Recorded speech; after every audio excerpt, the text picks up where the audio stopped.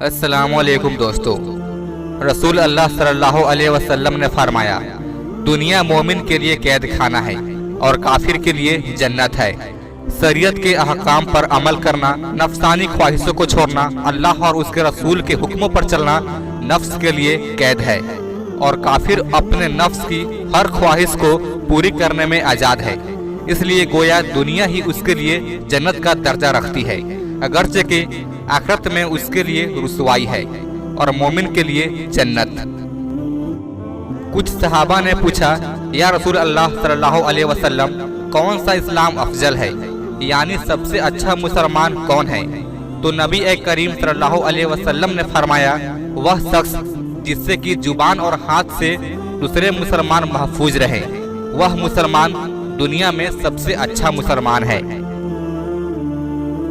कुरान में अल्लाह ताला फरमाता है, जो शख्स झुठलाने वाले गुमराहों में से होगा तो खौलते हुए गर्म पानी से उसकी मेहमान नवाजी होगी और उसे दोजख में दाखिल किया जाएगा। रसूल अल्लाह सल्लल्लाहु अलैहि वसल्लम ने फरमाया, हर शख्स मौत के बाद अफसोस करेगा। सहाबा ने अर्ज किया, या रसूल अल्लाह सल्लल्लाहु अलैहि वसल्लम, किस बात का अफसोस करेगा?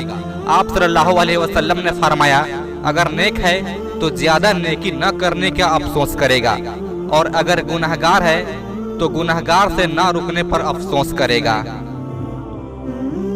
हजरत इब्ने अब्बास रजी अल्लाह अन्हा फरमाते हैं कि रसूल अल्लाह सल्लल्लाहु अलैहि वसल्लम ने सहाबा किराम को बुखार और दूसरी तमाम बीमारियों से नजात के लिए यह दुआ बताई।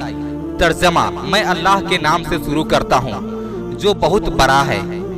मैं बहुत ही ज्यादा अजमत वाले अल्लाह की पनाह मांगता हूँ, हर जोश मारने वाली रग की बुराई से और आग की गर्मी की बुराई से। कुरान में अल्लाह ताला फरमाता है, तुम लोग अल्लाह के रास्ते में खर्च किया करो, अपने आप को अपने हाथों से हलाकत में न डालो और खुलूस से काम किया करो, क्योंकि अल्लाह ताला अच्छी तरह अमल करने वालों को पसंद करता है। अल्लाह ताला हम लोगों को नेक राह पर चलने और उस पर अमल करने की तौफीक अता फरमाए। आमीन।